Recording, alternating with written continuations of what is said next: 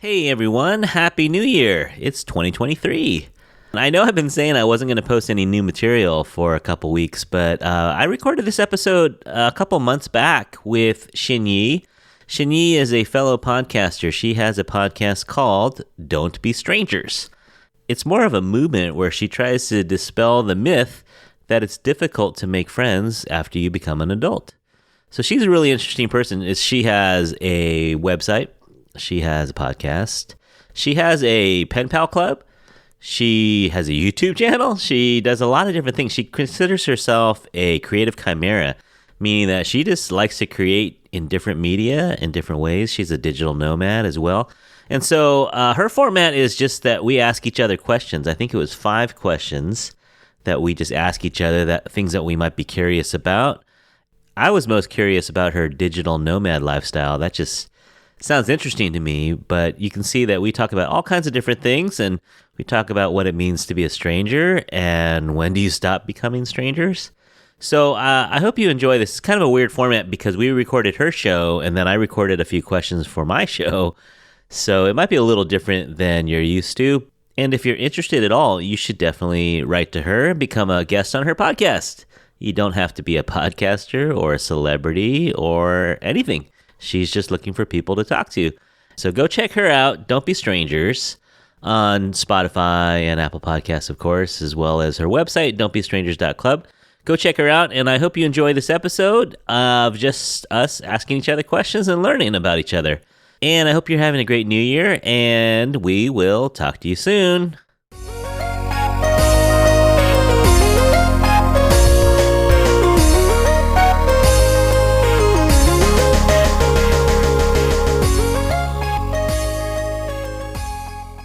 XinYi, do you want to describe kind of what you do for a living and kind of your lifestyle right now? Hi, everyone. I'm XinYi. I am a creative chimera, which just basically means I refuse to niche and I just exist as a creative artist person. I am also a digital nomad who is trying to build this podcast and community called Don't Be Strangers, which the mission of is to fight adult loneliness and to change the narrative that making friends as an adult is hard. And then also, by day, I am a web developer, but I don't really identify with that, so I always tag that on at the end in case you're curious. So you're working in Texas right now. How many months a year are you outside of Texas? Well, I mean, all of this kind of just started in 2021 when I was able to secure remote work. So it hasn't been like that long, but within the past year, I would say that I've only been back home like a total of maybe 2 or 3 months. Oh, So I'm wow. starting to realize I'm spending a lot more time outside, but I don't know necessarily how long this will last in terms of like over the years yet. But based off 1 year's data, Yeah. I've been out of the country for like over 50% of the Yeah. year. And where have you been? Do you have a mental list right now? Yeah, I started somewhere safe. Like so in the country, I did like a beta trial of my digital nomad life. I am based in Dallas, Texas, but then I decided to go to Chicago for 5 weeks, and then that worked out well. So I was like, okay, like now that I've kind of tried this in a different city, I'm going to try out of country. And so I picked Mexico. So then I went to Oaxaca for a month, then Playa del Carmen for 6 weeks, then went back home for maybe like 2 or 3 weeks, then flew right back to Mexico City, did that for 2.5 months, flew back home for like 7 weeks, so almost 2 months that time, then left for a week in San Francisco. That was just vacation to visit friends. 1 month in Cusco, 6 weeks in Lima, Peru, and then 5 weeks in Medellin, Colombia. And I just got back 2.5 weeks ago, and then I'll be here for a total of 2.5 months before I go with my family to Malaysia for a month. And then after that, I plan to be in Spain for 3 months. Oh, wow. So those are some different time zones. That's definitely going to be harder. Exactly. Exactly. What does your team think? So you work with a team of developers. Do they say, "Where are you? Why are you?" They ask you all lots of questions. Not really. I feel like my team is really supportive, and That's so they're just cool. like, "Oh, Yeah. that's really cool," or like, "Yeah, you should definitely do that while like you're young," and like all Uh-huh. this stuff. And I'm like, "Yeah, That's exactly the reason why I'm doing it. Yeah, yeah. And are you mostly travel alone? A few of these trips that I mentioned, I traveled with a digital nomad group called Wi-Fi Tribe. Yeah, and then the other times I've traveled with my husband. So I'll be like, okay, make yourself available to be out of country for like 2 months because I'm gonna be here.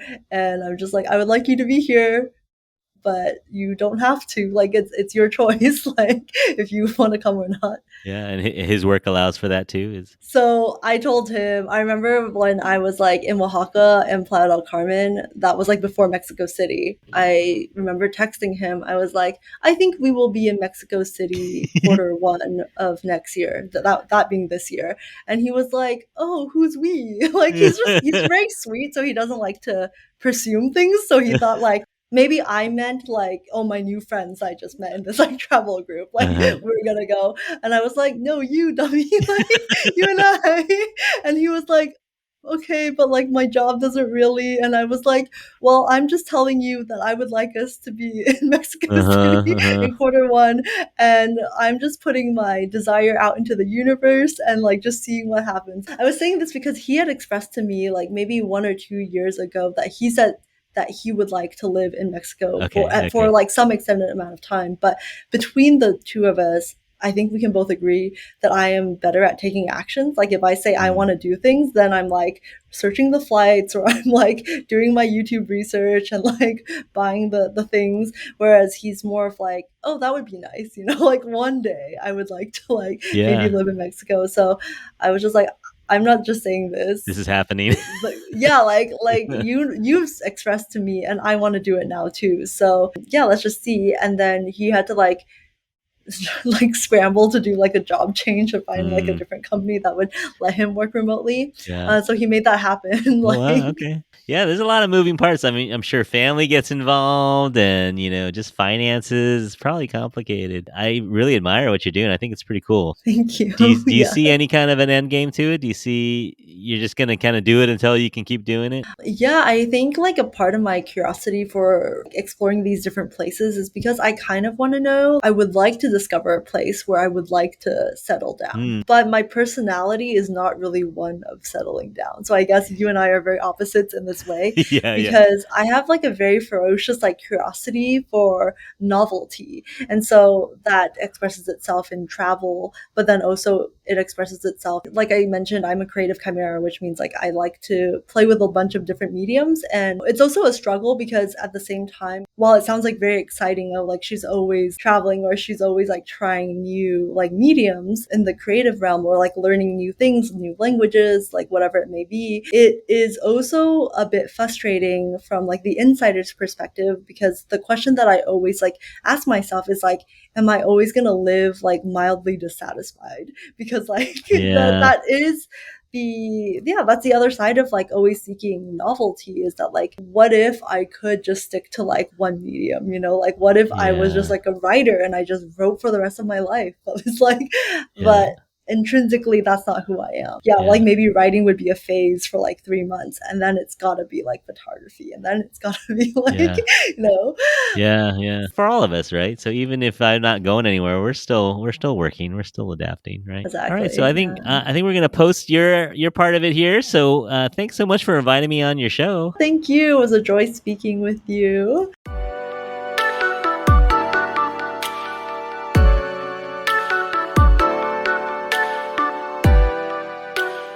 Hello, everyone.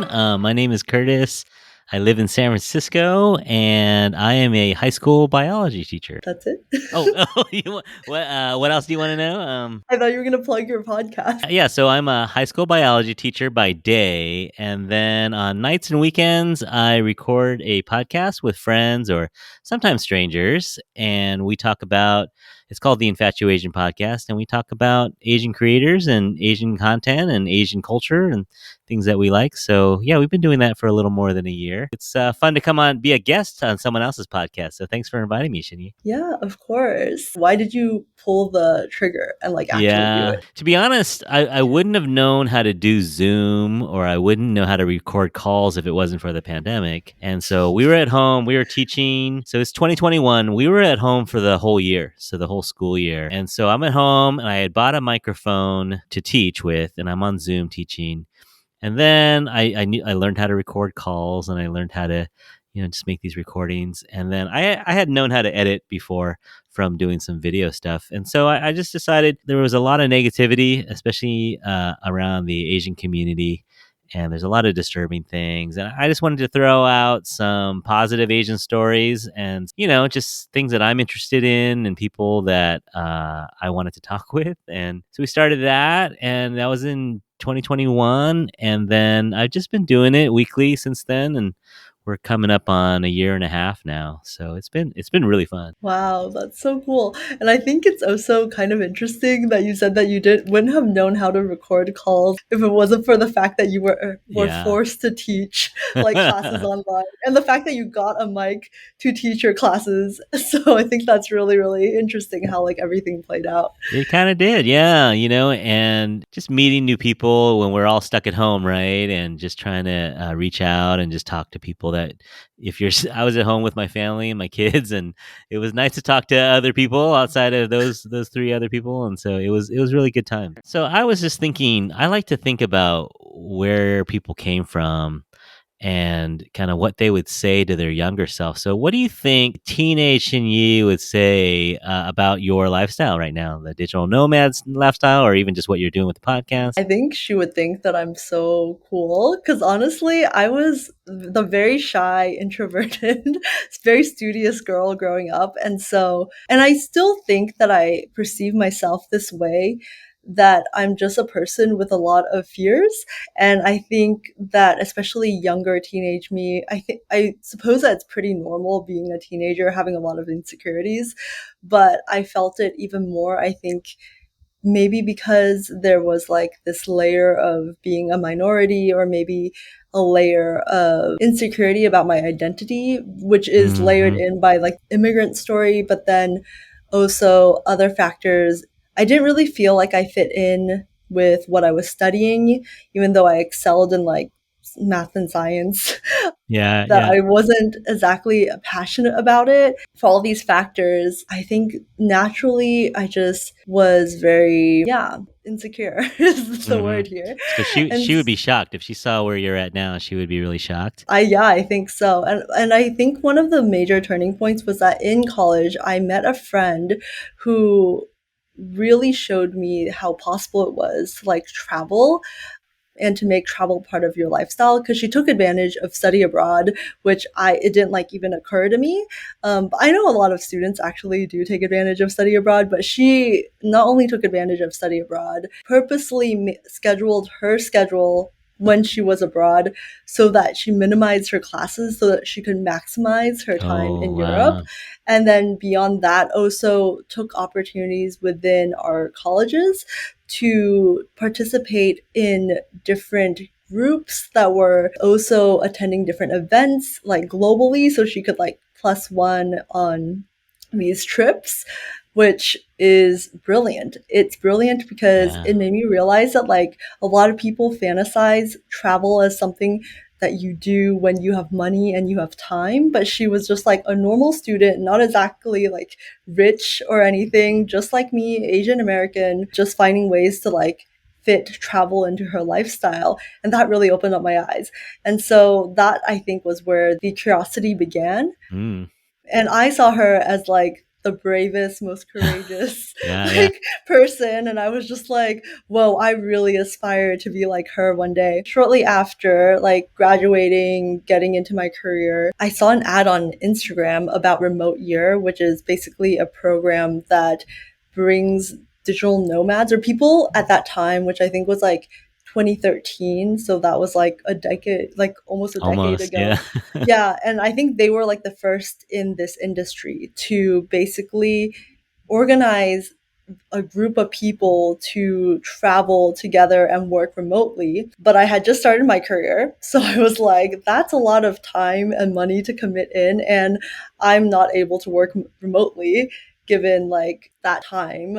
That was kind of where the idea was planted, like, oh, one day I would love to be able to work and travel as a lifestyle. One of the few good things that came out of the pandemic for me was like the ability to work Yeah. remotely.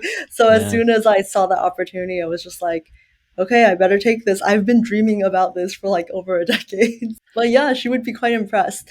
But like I said, I think I still live with a lot of fears. So I don't Yeah. necessarily see myself as super courageous or anything. Mhm. How long have you been teaching and how did you fall into your career? Yeah, I actually have only had one job my entire life. So I started teaching at this school in 1995. So it's like 27 years ago. I came in as a student teacher. And yeah, I'm one of those people that I'm just comfortable. I like where I'm at and I never left. So and people ask me if it's boring or if it gets repetitive, but honestly, it doesn't because biology changes a little bit here and there over time, but also, of course, the students are different every single year and even every single period. So even if I teach one thing first period, it could be totally a different lesson by second or third period, even if it's basically the same content, but the people make all the difference. And it's like an organism, right? We're all like, there's 30 people, 30 kids and me, and the way we interact and, with the material and with each other is different. So I've been here. I wanted to be a teacher out of college. Like I was one of those kids that in high school, my senior year, I decided I want to be a teacher. And then I just I was pretty focused and just did biology in college and then ended up teaching biology. So I'm one of those people that just had things kind of fall in place and it's worked out so far. I said I would do it until it's not fun anymore and it's been fun. It's still fun. That is so unusual, honestly, It like is, you right? knowing what you want to do at like in high school. Because Yeah. I think the part I didn't share with you was I actually studied molecular biology Oh, as my degree yeah, yeah. in college. And then, like, upon graduation, I actually did like a teaching certification program, a STEM teaching Mhm, mhm. certification program, where it was like 2 years of this. And one of the semesters I was like a student teacher at my old like high Uh-huh, school uh-huh. in the ninth grade biology classroom. And yeah, just like honestly, kudos to you because it's so I was like, this is It's really not for difficult. everyone. Yeah. I mean, I kind of explored the teacher realm because it was my backup plan to medicine since my parents being Asian like wanted me to pursue medicine and I was Yeah. like, okay, well, if it's not going to be medicine, like what is my plan B? And so I was just like, why not? Let's just try this. I really like one-on-one tutoring, but like managing a classroom is not the same thing as like one-on-one tutoring. It's just so much. And I think I was just like, whoa, okay, that was like a good experiment, but like you need a lot of energy, I think. And I was just like, Yeah. I only handled one class as like a student teacher out of like the full day, although like that one semester was like I was just at the school the entire day for that entire semester. Oh, It's taking its toll. I feel tired a lot more than I used to. And yeah, I actually was a double major with biology and drama. So I did some acting and being on stage and getting used to speaking in public has kind of paid off. It's just not for everyone. There are easier ways to make the money that we make for sure. But I've enjoyed it. It's not for everyone, but it's worked out for me. okay, you mentioning that you did theater and drama Yeah. as like your second major, I can Hmm. see how that would be handy in terms of A little bit. like Yeah, improv. teaching. Yeah, a little bit of that. Yeah. And then, yeah, just standing in front of a group. Have you been able to use your theater slash acting knowledge in any Mm, way past college? not really. I wanted to write. I actually wanted to be a playwright. And I wrote a little bit in college towards the end. I got it published like in a very, very small publication. Yeah, I always was thinking that I would just in my spare time, write a play or work on theater, but it just never worked out that way. I'm getting some ideas now, after teaching for 27 years and being around high schools are just funny places. There's a lot of going on. There's a lot of stories. I'm thinking about maybe trying to put some of these stories on film somehow, maybe a YouTube channel or something like that. More like a spoken word kind of a story thing. But I think it'd be interesting, and they'd be loosely based on the truth. But so we'll see. We'll see. I don't know if it's going to happen or not, but it's something that I just thought of maybe in the last couple of years, that maybe I should put some of these stories on YouTube or some kind of podcast or I something. mean, you're halfway there having your Halfway own there, yeah. podcast.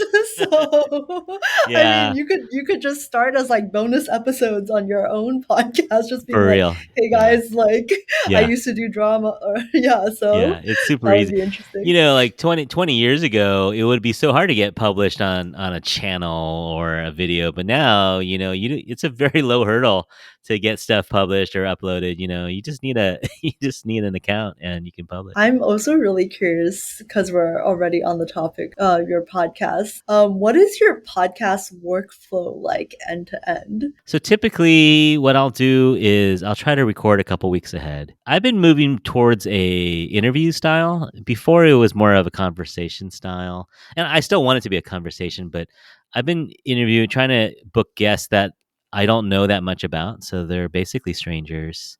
And so I'll just find them on Instagram or YouTube and send them a DM, and sometimes they come on. And so I've interviewed people that are pretty big in their field, and then some people are just getting started. So the workflow is basically we'll get on a call and we'll record for just like you about an hour, right? And then we'll talk, and then from there I usually wait a couple days. I feel like I need it to breathe a little bit.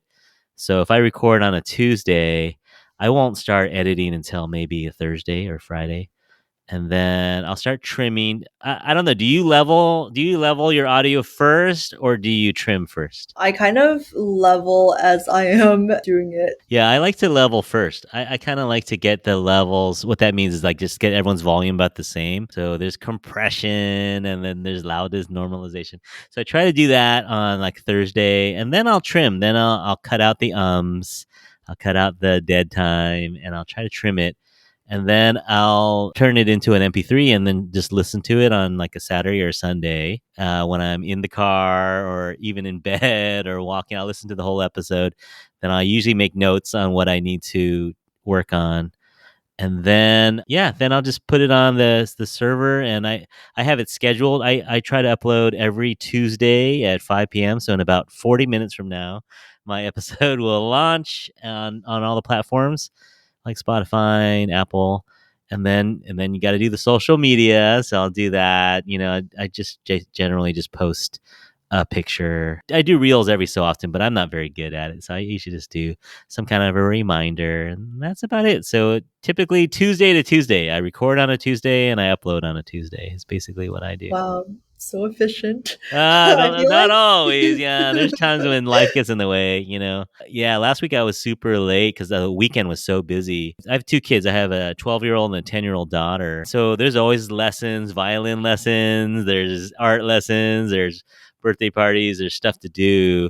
So some weekends are busy and I don't get to editing till like Sunday night or, Monday even. And then I'm kind of under the gun to get it. It sounds efficient, but there's always life, because we have our day jobs and I don't do this full time. So yeah, that's yeah. about it. Do your students know that you have a podcast? They do, yeah. Some of them do. Actually, some of them were kind of impressed that I had one, and some of them are like, "That's lame," Podcasts are lame. And the one that's dropping right now, what are we, October 4th, is about college. I interviewed a college counselor. And so I told them, I go, hey, you guys might want to listen to this one because it's a guy telling you the secrets about applying to colleges. So there's some topics that they might be more interested in, and then other topics when we do a book review or some topics they're not very. I actually work with a student. One of my students is my co-producer. She helps me edit, and she comes on the episodes with me. And she's 17, wants a future in broadcasting or audio, music technician. She wants to do production, and so she asked me if she could help last year. And so she started helping, and then she came on as a co-host, and she's been great. She's really shy. She says she's really shy, but she's great on the microphone. Sometimes that it's like that, right? You're shy in person, but she's been really like everyone likes her. People who write into the show always tell me how much they like her. They never tell me how much they like me, but They always make a point to say that they like Madison. That's really cool the way that you're able to like also support your student on like Yeah, the and side. Or, yeah. she's met some people that she would never have met or talked to them. Like we interviewed an author. I don't know. Do you know the graphic novel American Born Chinese by No, I Jean don't. Yang? Yeah, it's going to be a Disney show too. But it was a book that meant a lot to her.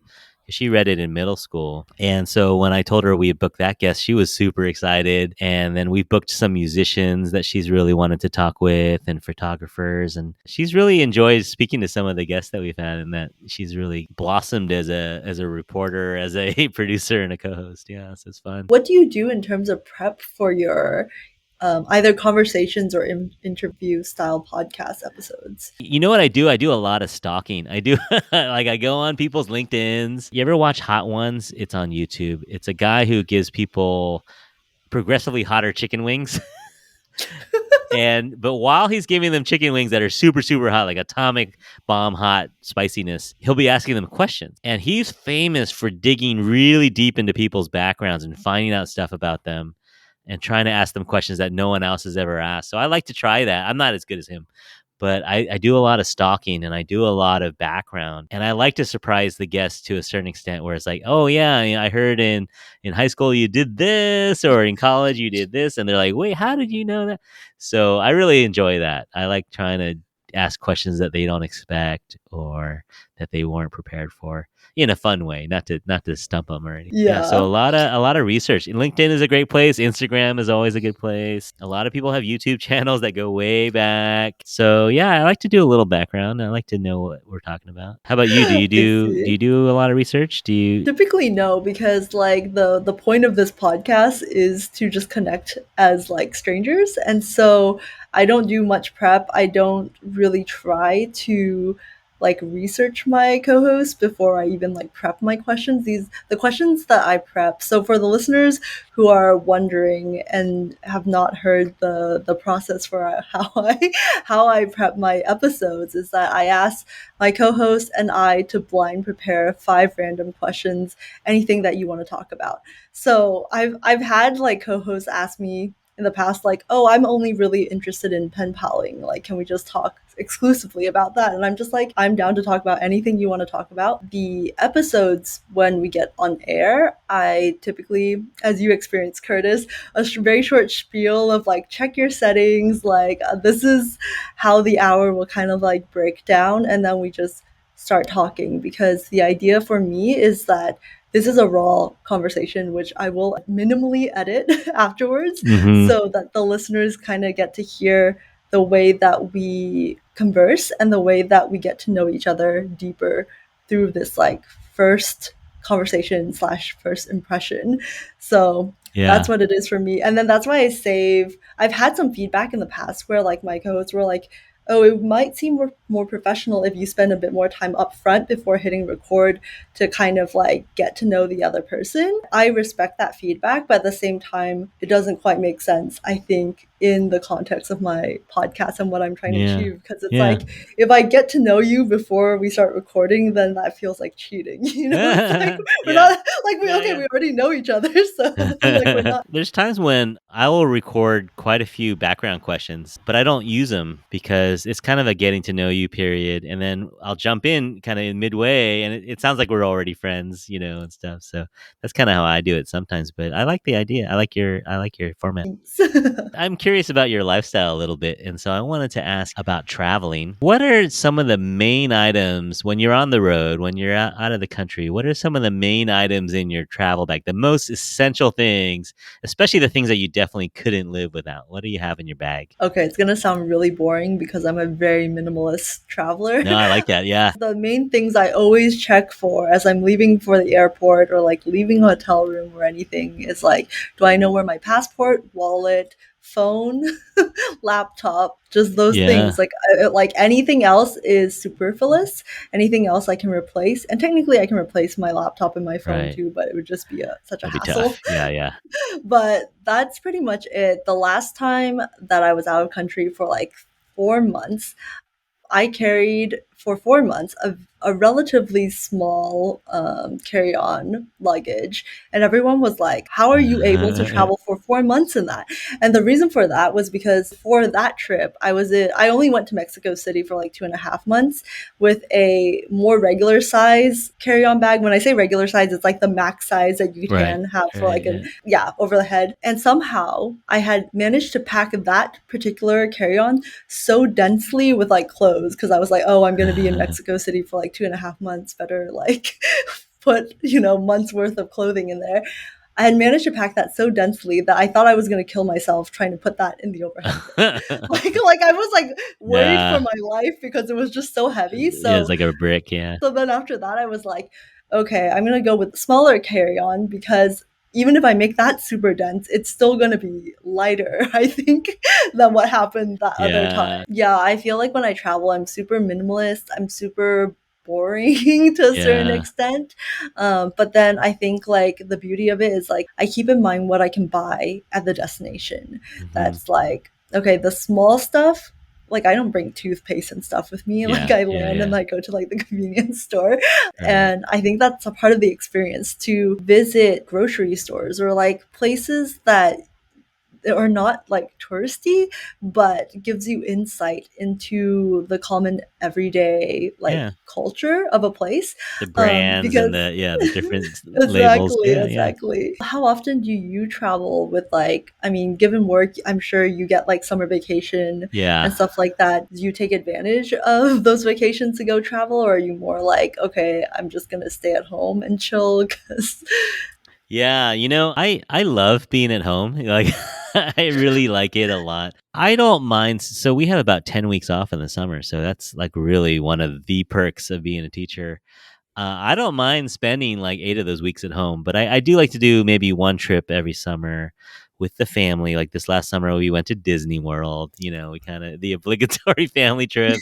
And so we were in Florida, and then we haven't gone anywhere really, really far, but we'll do LA or Hawaii. But I actually really just like being home a lot. And, when I was younger, I did a longer trip. I did quite a few overseas trips when I was right out of college, or actually during college. I was teaching English overseas. And I was a notorious overpacker, so I respect the minimalists out there, but I would carry too much stuff, and I still do now. I like to be. I'm kind of like that. I'm in dad mode now, so I always over. I go, oh, what are we gonna need? We're gonna need band-aids. We're gonna need ice packs. We're gonna need a sippy cup. All the stuff that I like to have at home. I like to bring with me, and it's way too much. So I wouldn't do that in my 20s, but back then I did a lot less, but now I'm like a chronic overpacker, and it annoys my wife a little bit because we have so much stuff for like a 2 week trip, but it makes me comfortable, and we're not backpacking and we're not going on trains. We're doing basic land somewhere, rent a car, and then go to the hotel. So it's not too hard. yeah, I feel like my minimalism probably emerged over the years, like with more and more travel. You kind of understand through like the repeated exposure and experience, like, okay, you definitely brought too much stuff Yeah, last time, like you didn't wear half of what you brought. Okay, so you yeah. kind of get like an idea. More repetition, the more times I had to like see what I actually truly need.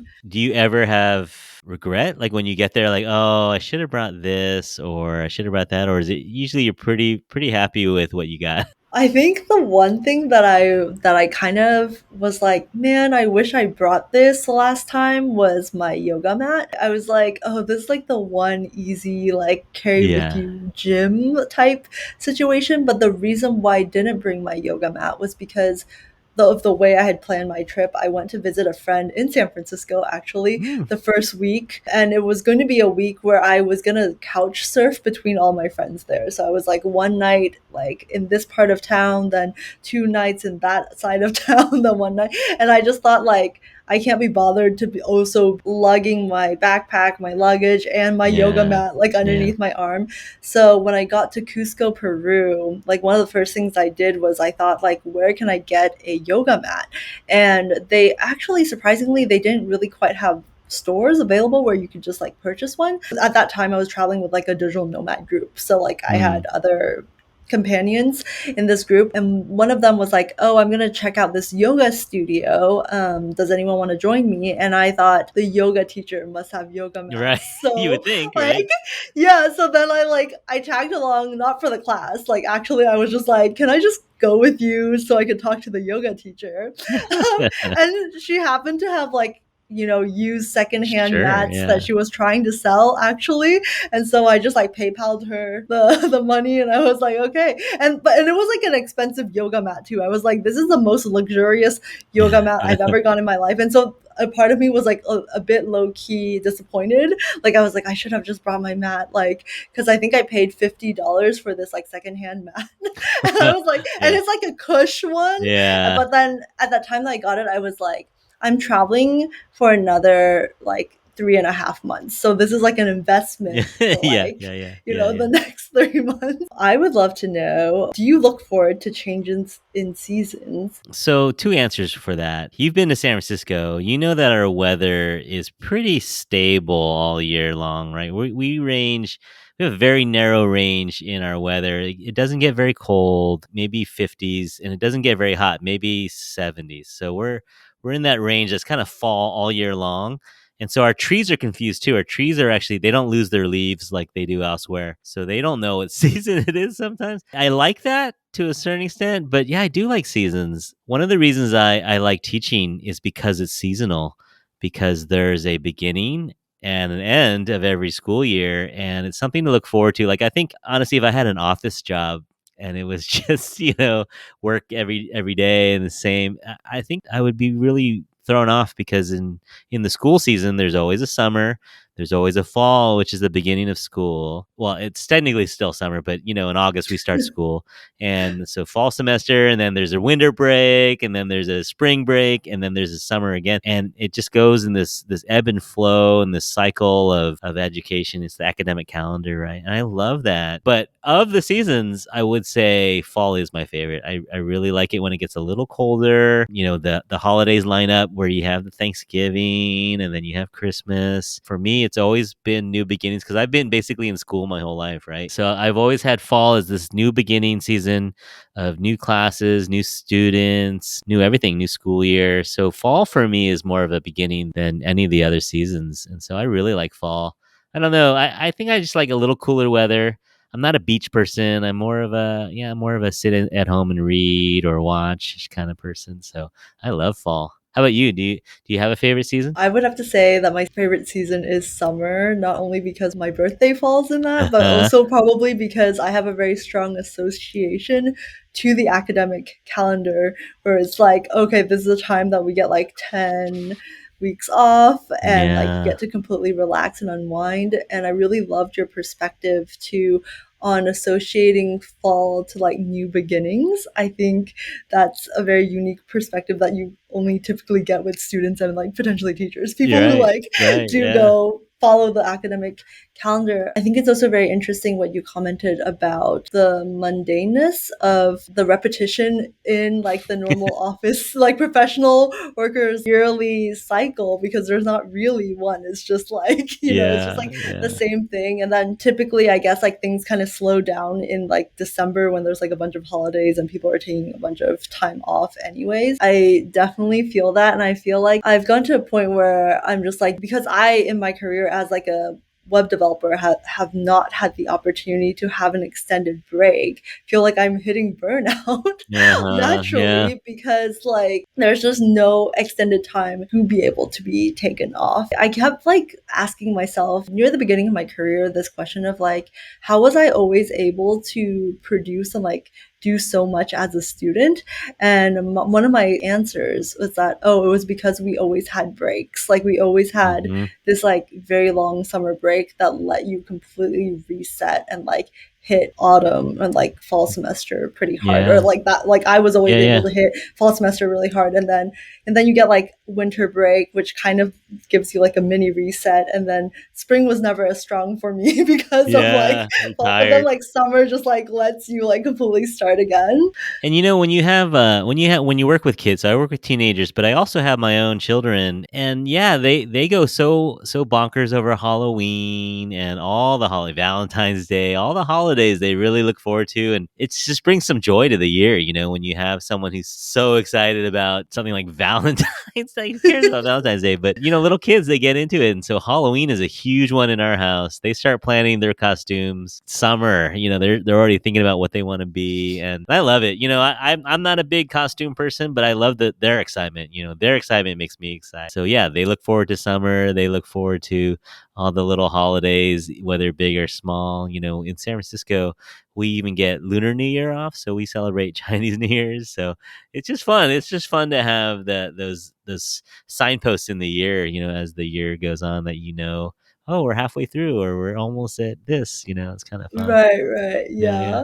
I guess that is one of the advantages of like being surrounded by like people who are younger to be able to like derive off of their energy. That And youthful yeah, energy. Yeah. yeah, I Yeah, we love were it. just talking about prom today, like we're trying to plan prom, and I work with some seniors and they're getting excited. So it's fun, it's just kind of their energy, their excitement. It keeps you kind of young, I think. I love that. When you're thinking about where you're going to travel to, what kind of research do you do before you get there? Do you have certain things that you always look up before you get there, or what's the order of operations? Do you go housing first, then do you do restaurants? Like what kind of things do you like to do research before you go somewhere? Okay, so typically a place gets put on my mental map slash like bucket list of places I want to travel to through word of mouth Hmm. recommendation. So if someone tells me that they really loved Italy, they had like a great time in the museums or something, I feel like that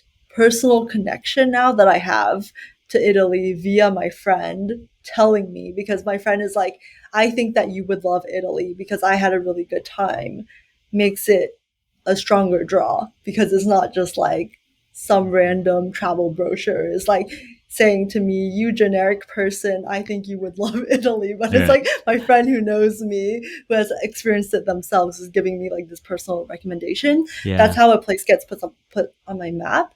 And then in terms of like when I actually pull the trigger to like go to this place, I think is really tied around an event. I've noticed that I tend to travel planned around events. So what I mean by this is that if I think, oh, it'd be really cool to visit France one day, right? That's just an idea and I don't know when that's actually going to happen. Like it's on my bucket list, but like I have no idea when I'm going to visit France.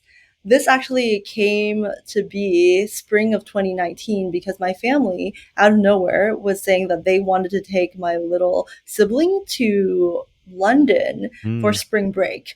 And so I thought, okay, I can travel with the family, go to London, but since I'm already in London, like I should visit France. And so that is like the event. The event is like the family trip to London. So they were only there for like 1 week, but I planned around that trip so that I would arrive like a week early, get in through Amsterdam, go to do my trip in France, meet them in London, and then afterwards do a weekend in Ireland with another friend. So I just kind of like try to like see what I could fit in into that one trip. Other times when I've like kind of planned around an event was like post college, I took a gap year and I took advantage of my gap year to like travel, and I just kind of like visited friends all around the US. And I thought, oh yeah, it's great. Like I would love to go visit my friends in Boston, in like San Francisco, in LA.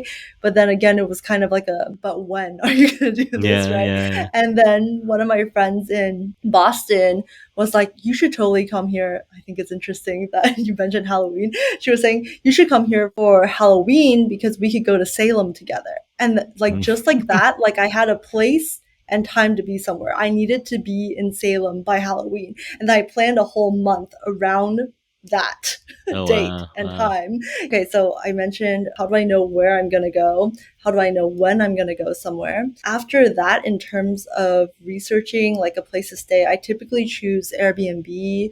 I typically just go on Airbnb and just find something within my price range, find a super host so that I know that they're like reviewed and Yeah, trusted. yeah, yeah. Yeah, I'm not so much of a foodie, so I don't really look for food in particular. And then in the past, when travel was more like a vacation and I was really trying to optimize my stay, so then I would like actually research where like the top things I think were interesting and like try to plan out my days. I think that's pretty normal. But again, with more travel, I realized that it's not sustainable to constantly do travel research, right? Like I'm gonna spend like half my life researching for my travel if I'm like investing that much time into Yeah. being my own travel agency. So nowadays, my research is pretty minimum. I just like take the recommendation of my friend, like Italy's great or whatever. Then I like try to find some sort of event or like time based reason to be in Italy or close to Italy so that I can like jump over to Italy and then Airbnb, and then I'll figure it out when I'm there. Like then I'll Yeah. land, and yeah, Yeah. and Yeah. like okay, like obviously when packing for clothes, so I look up like general temperature and stuff. This last time I was out of town, I researched like the temperature range for Lima, Peru was about like San Francisco, like Right. 50 to Yeah. 70. So I thought like great, awesome. And then I got there and it was like cloudy all the time. And I didn't Mm, expect that. Like I didn't research that. Who thinks to research cloudiness of like a yeah. place? Like we know Seattle is cloudy. We know London is cloudy. But like I don't know. I didn't think that like, it's just like 50 to 70. Okay, so I packed for 50 to 70s.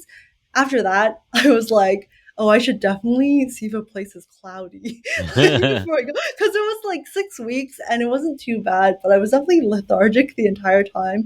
And I was like, I don't like this. That's something I learned recently was like, check the cloudiness of a place before you plan that. And this is another thing with the advantage of being able to work remotely and travel at the same time. I no longer am very interested in trips shorter than a month because I want to slow travel. I don't want to like yeah. get into a place for a weekend or a week and then just have to like go like museums, cafes, restaurants, like tourist site one, two, Yeah. three. It's Like I'm just exhausting. like Yeah. yeah, I know. Like I'm too old for that. I Yeah. just want to get in, find a nice cafe, like read a book, do my job, and then like maybe hit up a tourist spot and like just spread it out, over the Yeah. course of a month and just kind of like really indulge myself in that place rather than skimming the surface. Yeah. Are you pretty good Yeah. with time zones? Like, some of these time zones you're working do you have meetings or, is it project based or? Well, I've actually deliberately planned most of my travel to be in the same time zone. So I haven't Mm, had too much trouble. So I've stuck primarily with Latin America because I'm based out of Dallas, Texas. okay. So this is like central time. So the first time I like traveled out was like Chicago for 5 weeks, same time zone. Then it was like different parts of Mexico, all pretty Yeah. much the same time zone. And then this last time, South America, but all still same time Just zone. it's on the same Yeah, exactly. longitude. Like, Yeah. exactly. I'm gonna do one that's pretty difficult. I've already communicated with my team, so they're like willing to work with me around this. My family's trying to go back to Malaysia for all of December. And I haven't been back to Malaysia, which is where I was actually born in Kuala Lumpur, for over like a decade. So I figured like it's about time. Like my family would love it if I could go. And now I have the capacity to go for that long, because Yeah. in my mind, it's not worth it to go to Asia if you can only Absolutely. be there for Yeah. like 1 to 2 weeks. Like No that way. jet Yeah. lag and then coming back and more jet lag, like, Yeah. Yeah. yeah. So I was like, okay, now I can actually go there for a month. Will be working. That time zone will be interesting. That's gonna be Will be rough. Yeah. interesting. Yeah. Yeah. I would love to ask you the question that I ask everyone, which is how do you define a stranger and at what point do they transition from being one to not being one? I sound kind of outgoing. Being a teacher, you're upfront a lot, but I feel like I'm shy to a certain extent. With students, maybe because I'm older, maybe because of the age gap, I'm pretty good at meeting students and not afraid of meeting new people. But if it's someone my own age, if it's someone, not that kind of relationship, teacher student relationship, I get kind of shy and I get kind of nervous and apprehensive about meeting new people. And so I would say a stranger is someone that maybe I just don't know what I have in common with them yet, or I don't know much about them, how they would perceive me or think about me. And so I think it transitions to being someone that I might know if we start to get to know each other, a little bit about each other, and our perceptions of each other are a little bit more clear.